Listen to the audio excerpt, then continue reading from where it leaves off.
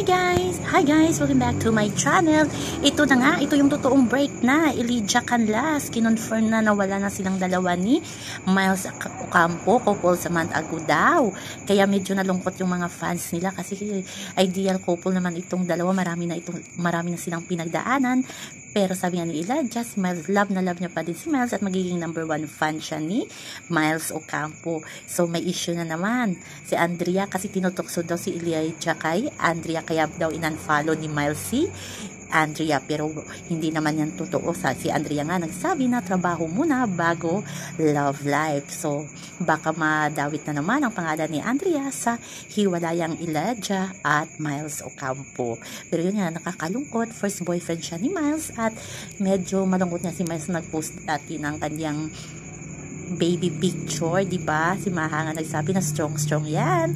Yun pala, break na sila ni Elijah. So yan lang po guys ang ating update. Hanggang sa muli. Bye-bye!